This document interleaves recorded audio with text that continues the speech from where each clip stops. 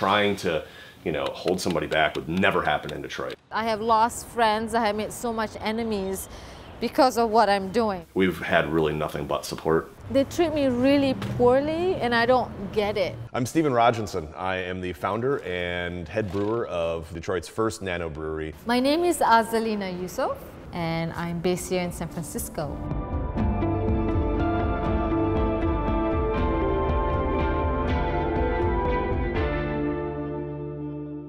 I do a fair amount of snowboarding, and every time I get on a chairlift, you have this conversation. Hey, so where are you from? I'm from Denver. Where are you from? Detroit. Detroit? Yeah, dude, Detroit's fucking awesome. Really? So I've been an advocate for Detroit a lot longer than I've been an advocate for my brewery. Corktown is the oldest neighborhood in the city of Detroit.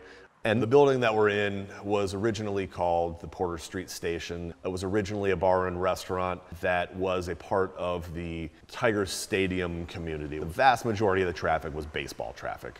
The 80s Tigers used to come and party in the train car that was kind of like the VIP party room, and then the old Tiger Stadium closed down. Parts of this neighborhood kind of fell on hard times. Corktown has since turned into a hotbed of local entrepreneurism.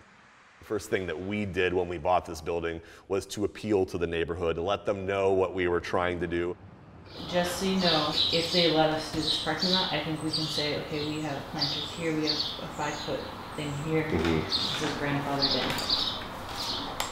Let's cross your fingers on that one. I fucking hope I can get it zoned. That would be the only thing that keeps us from opening. If the neighbors raise a stink or somebody just puts their foot down from above and says, this building is not going to become a brewery. I'm currently in San Francisco, the very first city I landed when I first arrived in the United States. San Francisco is a very metropolitan city. Just the feel of it just reminds me of Penang, where I come from. It's very colorful, there's so many languages going on here. But if you don't really showcase your talent here, it's also a city that will not forgive you. Restaurants, if they are not doing an unbelievable job, whether they have a great chefs or great service, great setup, great locations, it's not going to survive. In order for me to grow, in order for every single Whole Food shelves to have Azalina's products, we need to have a base where I can call home, where we can grow. So I'm building a 15,000 square foot kitchen space. It's coming along little by little, right? You're doing it so fast. It's coming so fast. Well, I'm glad, yeah. Is it almost done? This is a very special space because it's for a very special person. One of the building officials looked at her website and he reduced her fees. It was just amazing. Yeah. He said she's a hardworking woman, so we're going to go ahead and reduce the fees. 5 o'clock in the morning, she's just doing it all herself and delivering the whole foods and stuff. Yeah, she's great. At the same time, we're going to open our first brick and mortar inside the Twitter building. I declined it twice, but then persistence always catch me. I get excited when people are excited about my story and the food that I make.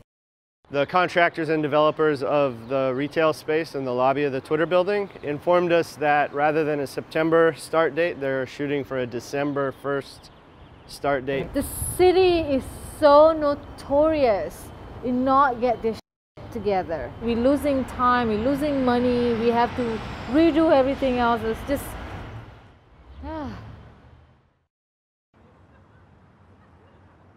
We just walked out of meeting with an awesome person at the zoning board. Yay! All the fears were assuaged, and we are prepared to submit our full package to zoning tomorrow. There's no way you can progress by trying to hold each other down.